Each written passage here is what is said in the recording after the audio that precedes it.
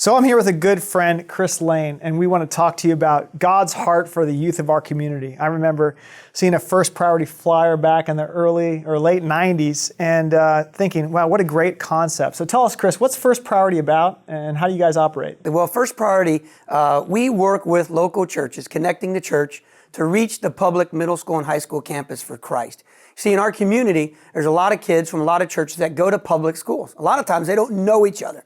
So we want them to be connected on their campus to form a First Priority club. The purpose of that is to pray for and reach unsaved kids on their campus.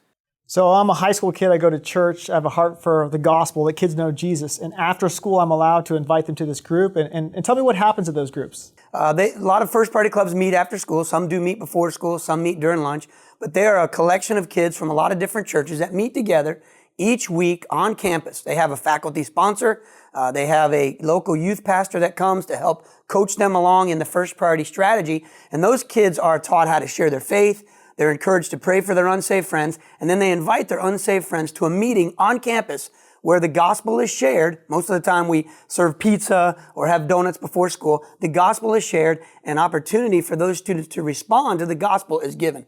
Once those kids receive Christ, then we connect them to a local church so they can begin to grow and be discipled. So how many middle schools and high schools are you on here in South Florida? Yeah, well, we finished up last school year on 167 campuses across South Florida. And this year, our goal is to be on 200 campuses by December. And tell me a story, what does that look like for a kid that gets invited to a friend? He's at Terravella or South Plantation. He walks in, what's he experience, or what does she experience in that environment? Yeah, well, the neat thing is that these kids already have a relationship with a friend who invited them. So it's really friendship/relationship evangelism. So they invite them to a club. They've already been praying for them. And when they come, the environment is, there's usually some Christian music playing, maybe some fun games, a few giveaways, and there's some pizza being served. So they think, wow, this doesn't look like church or youth group. So they come in there and it's an environment where they feel welcomed. And then they hear the gospel and then they hear an opportunity to respond to that. So it's pretty cool. It's neat that it happens on our public school campuses all across South Florida. And the neat thing is that last year, the school year, we finished up with over 3,000 students coming to Christ through a First Priority club.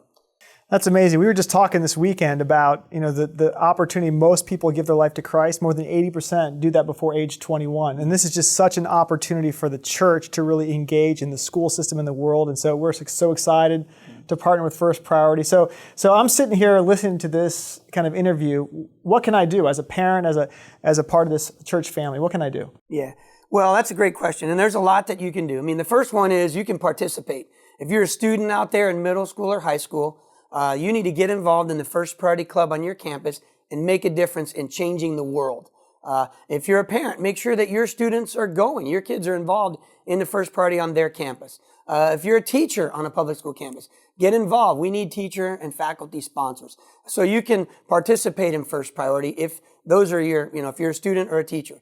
You can pray for First Priority. Anybody out there can pray for First Priority. You can go on our website. You can send us an email. We can send you a little sticker that's a reminder that will help you pray for First Priority. You can promote First Priority. Tell people in your church, youth in your community, hey, do you go to First Priority? There's probably one on your campus. And then, last of all, you can provide for First Priority. We're not a local church, so we don't get to take an offering every week or collect tithes. So we survive on people giving gifts and providing an offering for us. So if you can, give, that would be awesome also. Yeah, and if you want to write a check even today and put in the memo First Priority, we'll make sure every dollar of that goes to First Priority because we believe in this partnership, and I've enjoyed just watching the ministry grow. And as a teacher in the public school system in my past vocation, there's just so many opportunities for the gospel to go out, and this is a very effective work, and we're very proud to call them partners in the gospel. So we hope you'll be involved, and we can't wait to see what God's going to do next. All right, amen.